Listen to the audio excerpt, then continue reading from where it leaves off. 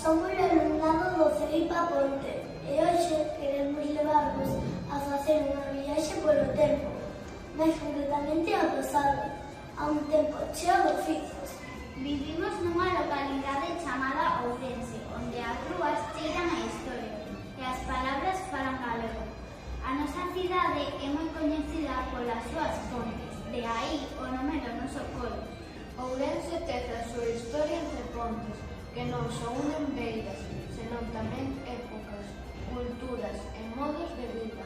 Sobre os seus arcos de pedra transitaron xeracións e xeracións de artesanos.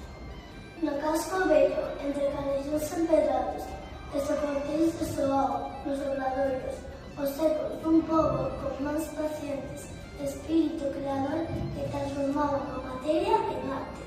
Así, Ourense é un símbolo de conexión entre o pasado e o presente, entre as súas pedras da ponte romana e a silueta da ponte do Milenio. Aparece render de homenaxe a esta tradición galega, que une arte e traballo. A Praza Maior, as burgas, o mercado de abastos ou as meiras do Río modelan a identidade ourensá. Podedes imaginar unha Galicia de hai moitos anos, cando non existían os móviles ni internet e cando os oficios eran moi importantes para a vida das aldeas? Convidamos a coñecelos os oficios tradicionais galegos. Eu son a Pelmeira, preparo o polvo a cero, un dos pratos máis ricos da nosa gastronomía. Cócese o polvo nunha pota grande de cobre e sérvese nun prato de madeira. Un chisquillo de sal, aceite, pimento e listo.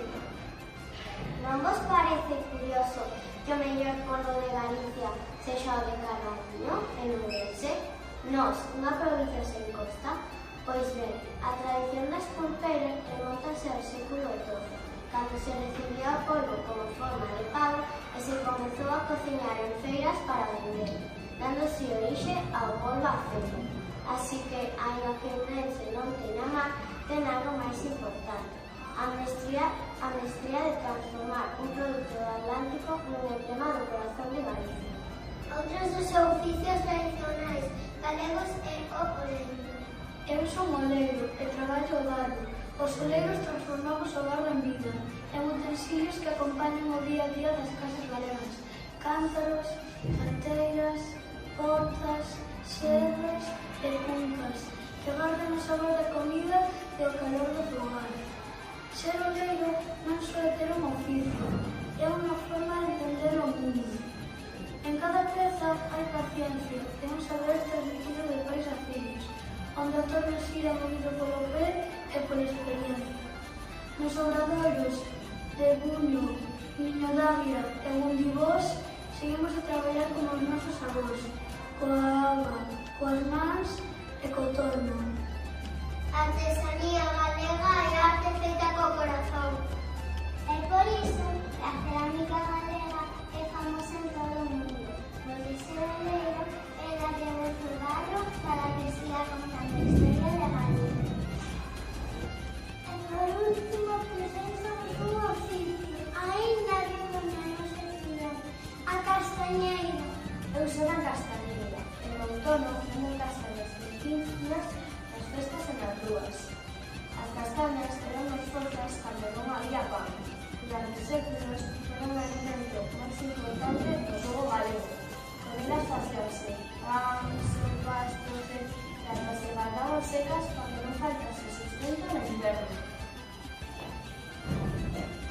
É por iso que son un símbolo de Galicia. Ser castañeira é lembrar aqueles tempos nas aldeas en que en agosto reunía a veciñanza alrededor dos lumes, con risas, cancións e viño dono. Non hai nada máis galego que recendo as castañas nas rúas. Todos estes oficios forman parte da nosa historia e da nosa cultura, a cultura galega, sea de oficios e de palabras bonitas. E tamén te falas como galegos, que nos lembran o enxeño do noso povo. Grazas a eles, Galicia Galicia mantén viva a súa tradición e o seu espírito de traballo. E aínda que moitos desapareceron, é importante coñecelos e lembralos. O galego é vida, e os nosos oficios son historia e orgullo. Unha historia feita de barrio, luz